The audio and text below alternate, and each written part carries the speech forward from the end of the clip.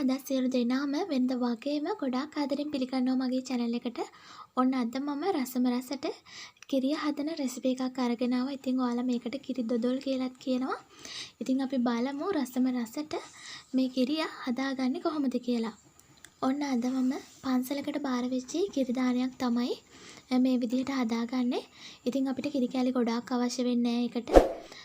කිරි කෑලි ටිකක් තිබුණාම හොඳටම ඇති. ඉතින් අපි බලමු අවශ්‍ය කරන දේවල්.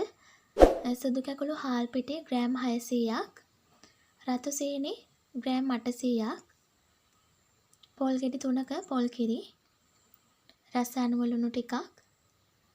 අපි මේක රස ගන්න එනසාල් ග්‍රෑම් 50ක්, ඉඟුරු පොඩි කැබැල්ලක්, මහදුරු ග්‍රෑම් 50ක්, මුද්දරම් පලං ග්‍රෑම් 100ක් දාගන්නවා. ඉතින් අපි මහදුරු එනසල් බෙදලා අරගන්න ඕනේ. බෙදලා අරගෙන කොටලා මේකට එකතු කරගන්න ඕනේ.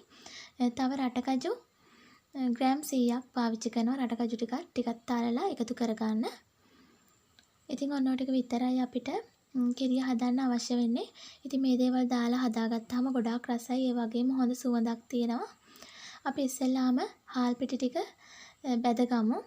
ඉතින් හිං වැල්ලක් වගේ වැටෙන විදිහට එනකන් හාල් පිටි ටික බෙද ගන්න.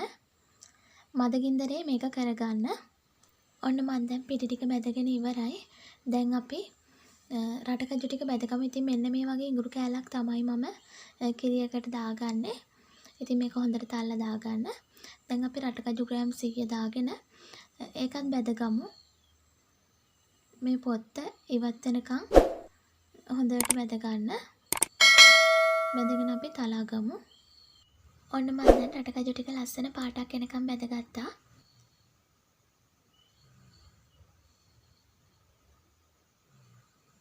මාදුරු තේ හැඳි එකමාරක් දාගන්න. එනසාල් ටිකක් දාගන්න. දාගෙන හොඳ සුවඳක් එනකම් විතරක් බෙද ගන්න. මෙන්න මේ වගේ පාටට එනකම් බෙද ගන්න. ගොඩාක් කළු කරගන්න යන්න එපා. ඔන්න මේ තියෙන්නේ මුද්දරම් පලං ග්‍රෑම් 100. දැන් අපි මේක හොදගෙන වේලෙන්න තියාගමු. ඔන්න මේ තියෙන්නේ මම පොල් ගෙඩි 3ක ගාගත්තු පොල්. අපි මේ ටික බ්ලෙන්ඩ් කරගමු. ඉතින් වතුර ටික ටික දාලා බ්ලෙන්ඩ් කරගන්න. මෙතන තියෙන මිටි කිරි විතරයි. ඔයාලා දිය කිරි එක් කරගන්න එපා. දිය කිරි එක් කරගත්තොත් අපිට ගොඩ වෙලා කලවම් කරගන්න වෙයි. දැන් මම ඉඟුරු කෑල්ල තලා ගත්තා. එනසල් මාදුරු ටිකක් දාලා තලා ගමු.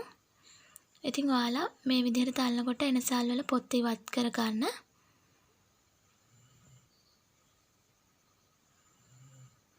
හොඳට කුඩු වෙනකන් තලා ගන්න. ඔන්න දැන් අපි තාච්චියක් අරගෙන බෙදගත්තු හාල් පිටි ටික එකතු කරගමු. ඒකටම සීනි ටිකත් එකතු කරගන්න. ඊට පස්සේ පොල් කිරි ටිකත් එකතු කරගන්න. එකතු කරගෙන අපි මේක අතින් හොඳට කැට නැති වෙනකන් දී කරගමු.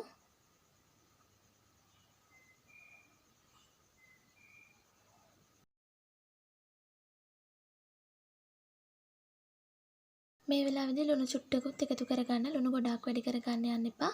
මොකද අපි කිරි දානයක් හදනකොට රස බලන්න නැතුව තමයි මේ දේවල් කරගන්න ඕනේ. ඒ හින්දා ලුණු ටිකක් වෙන්න දාගන්න.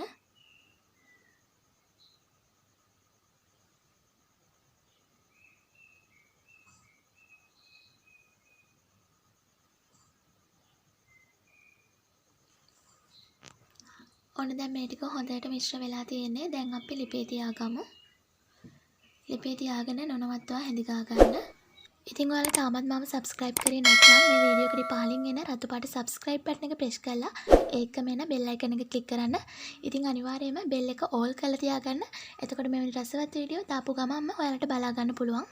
ඔන්න ඔයාලට මේ වෙලාවේදී පේනවා ඇති පොල් කිරි ටික හොඳට උතුරලා උක්කු වීගෙන එනවා. ඉතින් අපි හොඳට මේක කලවම් කර ගන්න ඕනේ. දැන් අපි කොටාගත්තු පහේ ටිකත් මේකට දාගමු. දාගෙන නැවත හොඳට කලවම් කරගමු. දැන් අපි ගින්දර ටිකක් වැඩි කරගෙන මේක හැඳි ගාගමු. ඔන්න කිරි මිශ්‍රණය අපි ලිපෙන් තියාගන්න කලින් තැටිය ලෑස්ති කරගන්න ඕනේ. ඉතින් ඔයාලා තනියම කරන කෙනෙක් නම් කලින්ම ලෑස්ති කරගන්න. ඉතින් කිරිය හදනකොට ගොඩ දෙනෙක් උදව්වට එන හින්දා කිරිය හැඳි ගන්න අතර උනත් මේක ලෑස්ති කරගන්න පුළුවන්. පොල් තේ ටිකක් දාගෙන තැටිය ලෑස්ති කරගන්න. ඔන්න දැන් කිරි දොඩොල් ටික එකතු වීගෙන වගේ එනවා. ඉතින් අපි දැන් මේ වෙලාවේදී මුද්දරම් බලන් රටකජු ටික එකතු කරගමු. ඔන්න දැන් කිරි දොඩොල් පදම හරියාගෙන එන්නේ. ඉතින් තාච්චි ඇලෙන ගතිය තියෙනවා නම් පොල් තෙල් අරික් කාලක් විතර දාගන්න. එතකොට තමයි අපිට පොල් ගෙඩි 3යිනේ අපි දාගත්තේ. එතකොට තමයි දොඩොල් එකේ තියෙන තෙල් ගතිය මතුවලා එන්නේ. ඉතින් මෙන්න මේ විදිහට දොඩොල් පදම හරි ගියාට පස්සේ මෙන්න මේ විදිහට අපිට තාච්චියේ කරකවල ගන්න පුළුවන් සයිස් එකට එනවා. දැන් අපි හදාගත්තු තැටියට කිරි දොඩොල් ටික දාගමු. ඉතින් මෙන්න මේ වගේ ඇලෙන්නේ නැති පදමක් එනවා. දැන් අපි තැටියට දාගෙන තුනී කරගමු.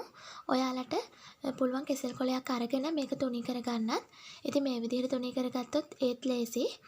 අපේ අත පුච්ච ගන්න නැතිව මේ විදිහට තුනී කරගන්න පුළුවන්. ඉතින් අපි මේ කිරියා ටික පත්තිනි මෑණියන් උදෙසා ගොඩාක් භක්තියෙන් හදාගත්තු පූජාවක්. ඉතින් අපි මේකේ ලුණු බලාගත්තේ නැහැ. ඒත් ලුණු බැලුවේ නැති වුණත් මම මේ හැමදේම මගේ හිතේ මිම්මට තමයි දාගත්තේ. ඉතින් ගොඩාක් රසට ඇවිත් තිබුණා. ලුණුත් හරි පදමට ඇවිත් තිබුණා. ඉතින් ඔයාලත් මේ විදිහට හදලා බලන්න. අනිවාර්යයෙන්ම වරද්ද ගන්න නැතිව රසට කිරිය හදා ගන්න පුළුවන්. ඉතින් කිරිය හදන්න ගොඩ දෙනෙක් ඕනේ. ඔයාලා මේ විදිහට හදාගත්තොත් ඔයාලට තනියම උනත් කිරිය ටික හදා ගන්න පුළුවන්. ඉතින් මගේ වීඩියෝ එක හොඳයි නම් ලයික් එකක් දෙන්න, කමෙන්ට් එකක් දෙන්න. අනිවාර්යයෙන්ම මාව සබ්ස්ක්‍රයිබ් කරන්න. ඔයාලගේ වටිනා කමෙන්ට් එකක් පහලින් සටහන් කරන්න. ඒක මට ගොඩාක් වටිනවා. ඉතින් ඔන්න විදිහට තමයි මම රසම රසට කිරිය හදාගත්තේ. අපි නැවතත් රසබර වීඩියෝ එකකින් හමු වෙමු. ඔයාලට ගොඩාක් ස්තුතියි.